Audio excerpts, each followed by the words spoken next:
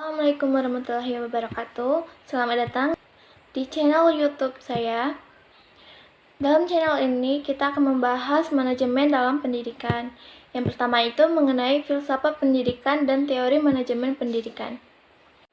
Sebelumnya, perkenalkan, nama saya Dewi Febrianti dengan nomor NPM A1B024052. Saya dari kelas 2B. Dosen pengampu saya dalam matkul ini adalah Dr. Muhammad Kristiawan SPD MPD.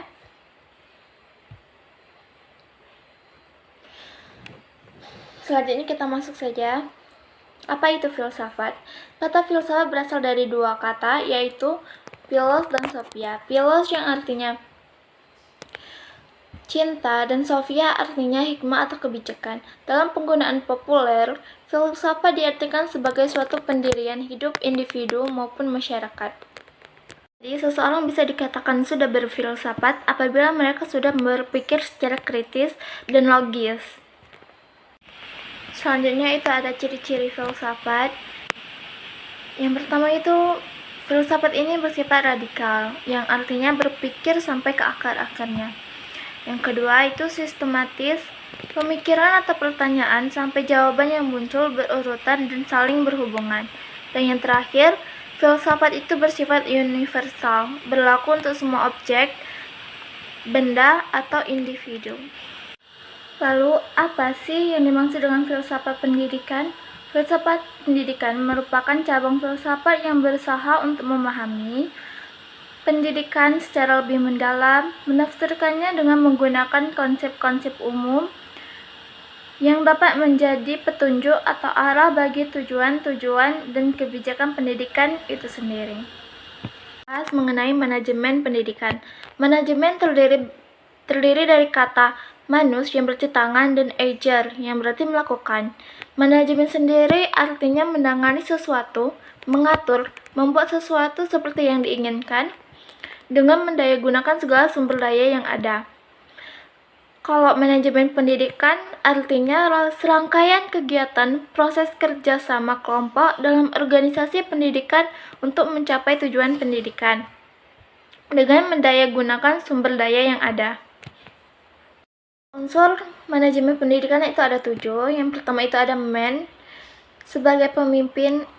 Yang kedua itu ada material atau barang produksi yang digunakan. Yang ketiga itu ada mesin atau peralatan yang digunakan untuk melancarkan jalannya suatu organisasi. Yang keempat itu ada money atau uang, modal tetap berupa tanah, gedung atau bangunan, dan modal kerja berupa kas dan piutang. Yang kelima itu ada metode atau metode tertentu untuk menghindari terjadinya inefisien dan pemborosan. Yang keenam ada market atau tempat bertransaksi antara penjual dan pembeli.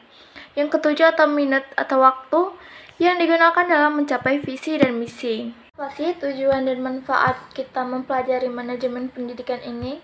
Yang pertama itu suasana belajar lebih aktif, inovatif, kreatif, dan efektif. Yang kedua, peserta didik lebih aktif. Yang ketiga, tercapainya tujuan pendidikan secara aktif dan efisien. Yang keempat, teratasinya masalah mutu pendidikan. Dan yang terakhir, terpenuhinya salah satu dari 4 kompetensi tenaga pendidik dan kependidikan. Ada banyak lagi tujuan dan manfaat dari manajemen pendidikan. Bisa teman-teman cari di Google atau searching di internet.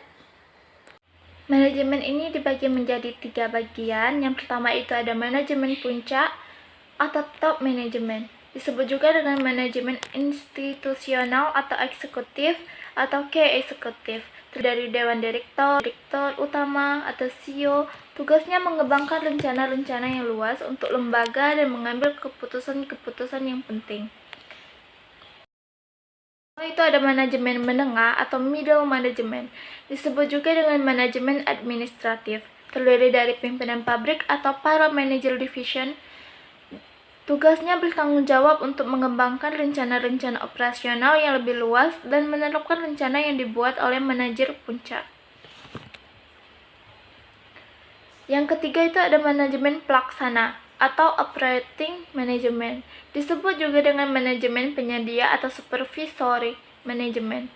Tugasnya bertanggung jawab untuk melaksanakan rencana-rencana yang dibuat oleh para manajer menengah. Ruang lingkup manajemen pendidikan itu seperti kurikulum, personalia, manajemen peserta didik, sarana dan prasarana, keuangan, administrasi, humas, dan layanan khusus. Ilmu manajemen ini sangat bermanfaat dalam kehidupan sehari-hari.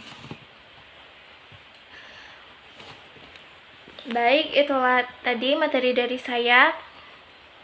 Agar pemahaman teman-teman lebih mendalam, jangan lupa kerjakan kuis di bagian deskripsi video ya.